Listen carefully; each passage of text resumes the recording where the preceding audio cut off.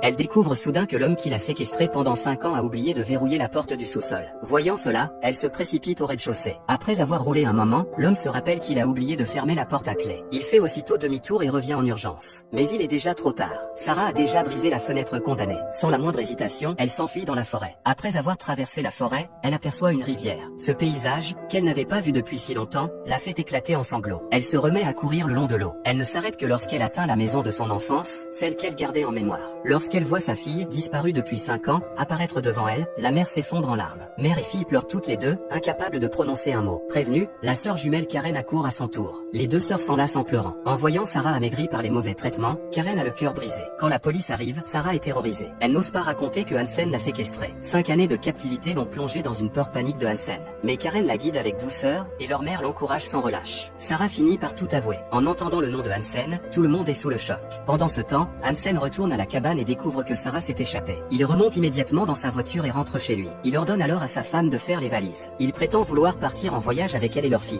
Sa femme est perplexe, mais face à son ton sévère, elle n'a d'autre choix que d'obéir. Quand les policiers arrivent chez Hansen, la maison est déjà vide. Cependant, les enquêteurs ont déjà installé des barrages de contrôle sur les routes. Hansen voulait se rendre à l'aéroport, mais il est contraint de se rabattre sur un restaurant voisin. Il espère y trouver un moyen de s'enfuir discrètement. À l'hôpital, les médecins procèdent à l'examen de Sarah. En voyant ses blessures et ses vergetures sur le ventre, sa mère perd le contrôle et sort en trombe. Quand le médecin lui demande si elle a déjà accouché, Sarah hésite puis admet la vérité. Ensuite, les enquêteurs l'interrogent sur sa fuite et sur l'itinéraire qu'elle a emprunté. Pour faire condamner Hansen, ils doivent obtenir des preuves matérielles. Les enquêteurs partent alors fouiller la forêt en suivant le trajet indiqué par Sarah. De son côté, au restaurant, Hansen est désespéré. Même un petit restaurant est fouillé par des policiers. Finalement, il est arrêté. Mais face aux enquêteurs, il refuse d'admettre qu'il a enlevé Sarah. Il va même jusqu'à prétendre que Sarah était obsédée par lui. Selon lui, après avoir essuyé son refus, elle aurait disparu. Et sa réapparition ne serait qu'une vengeance pour ce refus.